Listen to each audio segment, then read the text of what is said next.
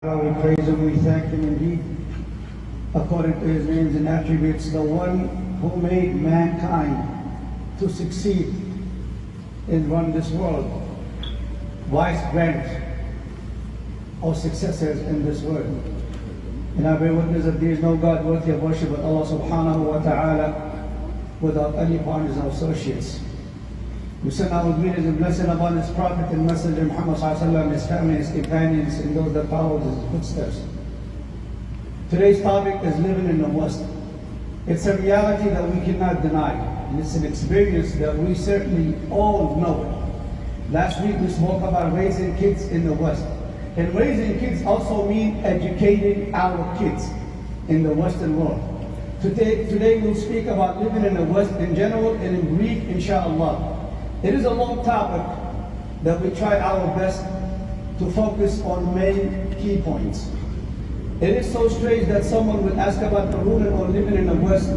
What is even more strange is that we are living in the West as we are not unaware that we are living in the West. There are those who issue a fatwa definitely prohibiting living in the West, on the exceptions only for education or seeking medical treatment like a temporary stay. The question would be, who made this fatwa? Do they have the courage to firmly impose the fatwa, or the same fatwa on the Arab leaders who vacation in the West or alliance with the West and they are servants to the West? Also, it is not fair that they look at the condition of the Arabs and Muslims in their countries, more vulnerable and oppressive, their rights taken away from them, aggression, and so on. Millions runs to the West with their religion and themselves, fearing oppression, injustice, poverty, and unfair living conditions. Islam requires whoever issues a fatwa to look at those who the fatwa will be on before they issue such a fatwa, because the same ruling will have a different end result or effect on two different people. The same fatwa. Did these ruling makers study the conditions of the people before they rush to issue these kinds of strange rulings?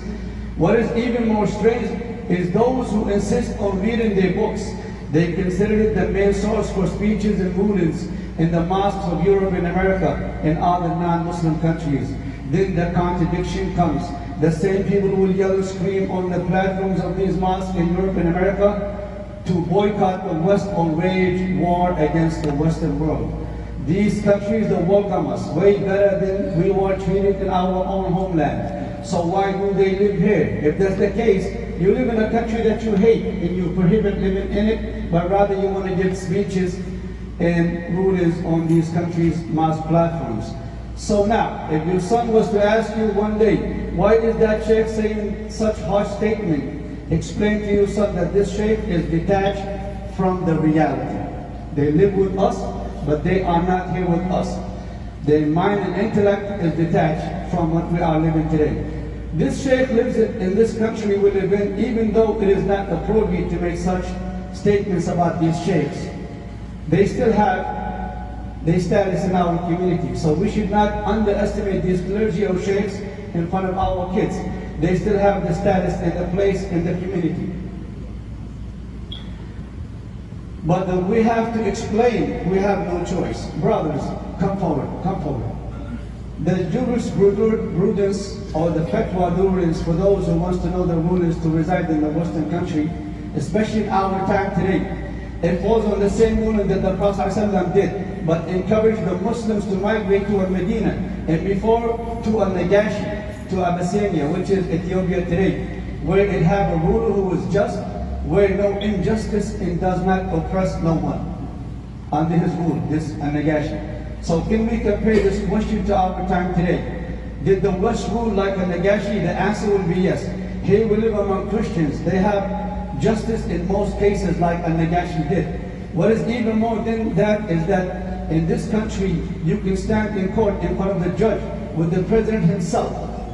Even in your dreams you cannot do that in your Muslim country today.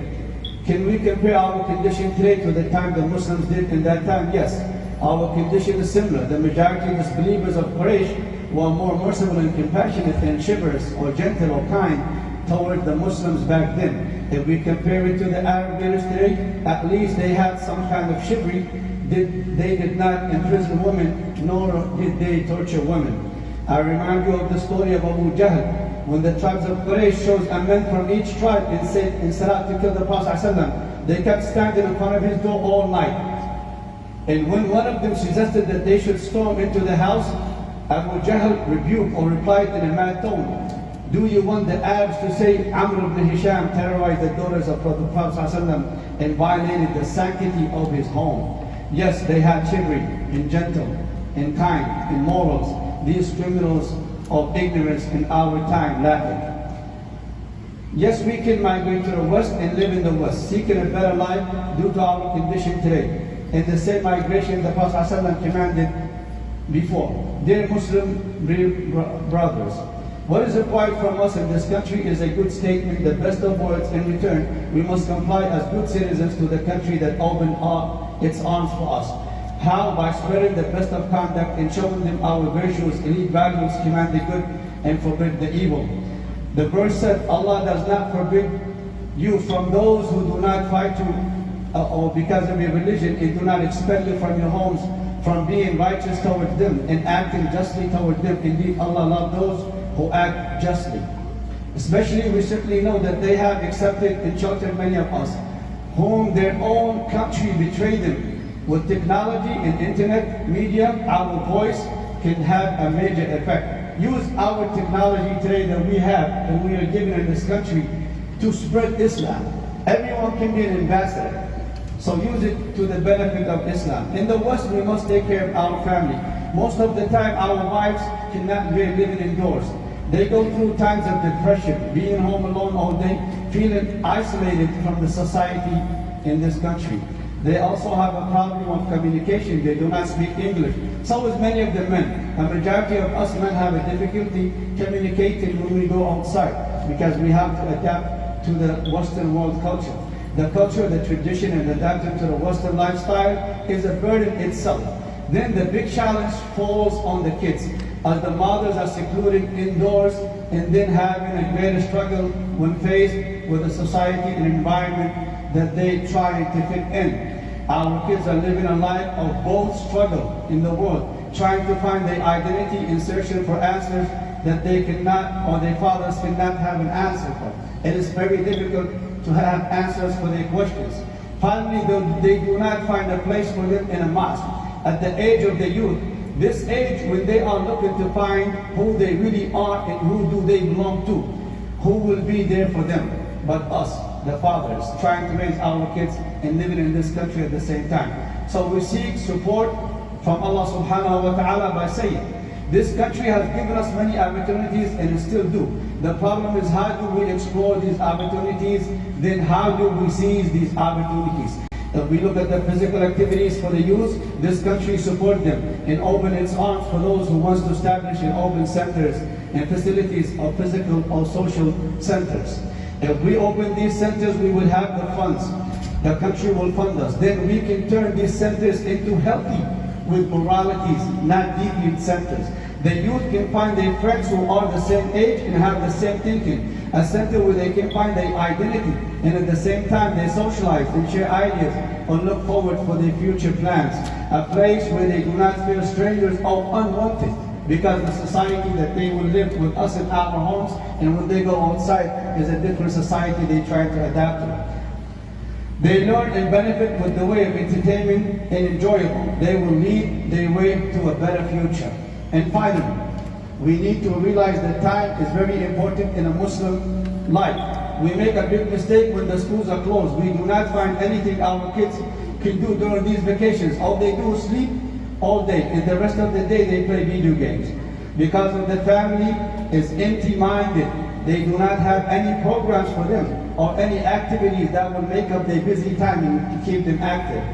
Imam Shafi'i said the soul should be occupied with the truth, if not a search for falsehood. Do we realize that? We must have a weekly family gathering where we sit down, not just for food and wasting time. We discuss important issues in our lives where we exchange opinions and the youth meet each other and get to know one another and have a meet and greet. Go out there and meet other Muslim families. Do not seclude yourself and stay by yourself. When you see a Muslim family, introduce yourself to them. and make a society and adapt and change the society that you live in. It is the big family we look forward to build in every city, as the Sheikh said. And for those who would like to listen to the khutbah in English, I posted the YouTube channel I have where I upload the khutbahs. Wa jazakumullah khair.